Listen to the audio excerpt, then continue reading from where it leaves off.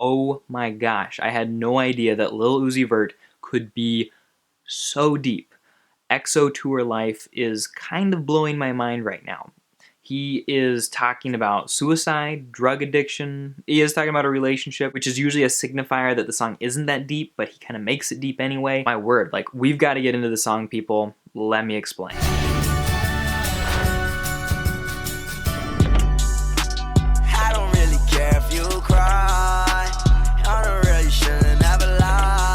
Hey everybody, my name is Clifford Stummy. I am the Pop Song Professor. Welcome to my channel where we're all about helping music lovers like you to understand the deeper meanings of popular songs so you know what your artists are saying and can enjoy your music more. Hey, before you do anything else, please comment a song by Lil Uzi Vert that you'd like to hear me explain in the future. And then next Lil Uzi Vert video I do, maybe I can come back to this list and look at some of the things that you guys are saying. I think that'd be kind of cool, don't you? So this music video, EXO Tour Life, is interesting, but not as interesting as the lyrics themselves. In the music video here, he is kind of sitting there smoking probably like a joint or something as he's driving along, and it's painted in these dark, sad colors, and so he looks really depressed. And then the stripes that are going past him through the window look all kind of like weird too. They're almost like surreal. It's like he's the only thing that we're supposed to focus on in this world is just kind of his sad, depressed, slightly not shaped right face. And that's not to say that his face in real life isn't shaped right.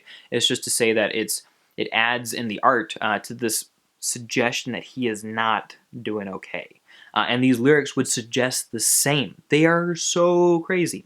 So let's go ahead and jump into it, and I want to explain to you guys what these lyrics mean. And if you have thoughts or ideas, please comment yours too. I typically try to pin really well thought through comments that I think other people should read too. Now let's just jump into the chorus. I don't really care if you cry on the real, you should have never lied. Should have saw the way she looked in my eyes. She said, baby, I am not afraid to die. So this is about a relationship that he's had, and she is not afraid to die. I've seen Genius.com suggest that it's because she might die if he leaves her or something like that. It could mean that they are going in together and they're just going to go for this life and she's convincing him to date her, something like that. But in any case, this is a relationship and it is pretty intense. Should have saw the way she looked me in my eyes.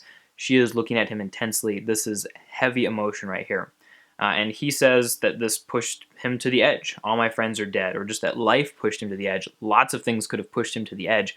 What is this edge? Well, it's probably some sort of suicidal thoughts or depression or something like that. That's often what people refer to when they talk about the edge in music.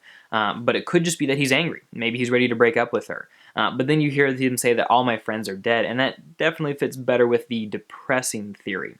And so all of his friends, perhaps from childhood, are dead. In verse 1, his Phantom that's all red is a fancy kind of car that he has. My Britney got mad, I'm barely her man now. So his girlfriend, who he's actually written a song about stealing from somebody else before, is mad at him, and they're almost broken up, it sounds like. Everybody got the same swag now, so everybody's looking alike. Watch the way shit, I tear it down, stacking my bands all the way to the top. Bands probably refers to like the bands around stacks of cash. Every time you leave your spot, your girlfriend call me like, come on over, I like the way that she treats me, I'm gonna leave you, won't leave me. So he's stealing somebody else's girlfriend and she's pretty okay with that. The other guy doesn't know.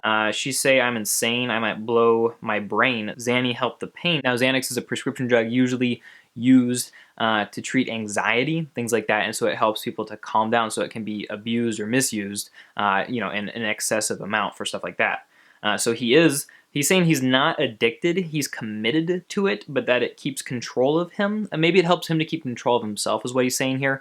Or it could be kind of him pointing out how he would tell other people, yeah, I'm not addicted, but he really is. And he's kind of like letting us know that in the song, like he's self-aware enough to know that. It could go either way. All the pain now, I can feel it. I swear that it's slowing me down. So as far as like the life of a rapper goes, like he is doing really, really well. He's been all over the place. He's been featured in a lot of people's videos, and he's open for The Weeknd, who is probably one of the biggest pop acts right now. So how is he saying that it's slowing him and that pain? Like what pain is there for him to feel? Apparently there's plenty, and I think that's a really good thing to remember, that even though people are rich or hugely successful, doesn't mean that they don't fight the same emotional struggles that the rest of us fight. So I think that that's really like honest and sincere of him, and I really, really like that. In verse 2, he tells other people that they're faking and that other rappers are want to take his cadence, so they're copying him. He's got a fast car, clothes from overseas. He's just kind of talking about his wealth at this point and talking about his money, referring to other people's stacks of money and saying, well, mine is bigger than yours. And then in the bridge, we hear this really interesting 2 lines. She say, you're the worst, and then he says that he can't die because this is his universe. So he's saying, like, I'm on top of the world and I can't let go. And so he is fighting these 2 thoughts, this one of almost wanting to die, push me to the edge, right? Because all of his friends are dead. And then another of him saying, like, I can't stop, like, I'm having so much success right now, and that success maybe in some ways is keeping him going. And of course it's more complicated than that, and we won't really know the full truth until Lil Uzi Vert tells everybody more than what's in these slightly cryptic lyrics. But there's a lot going on here, people. Alright folks, thanks so much for watching this video. I hope that you enjoyed my explanation of Lil Uzi Vert's EXO Tour Life.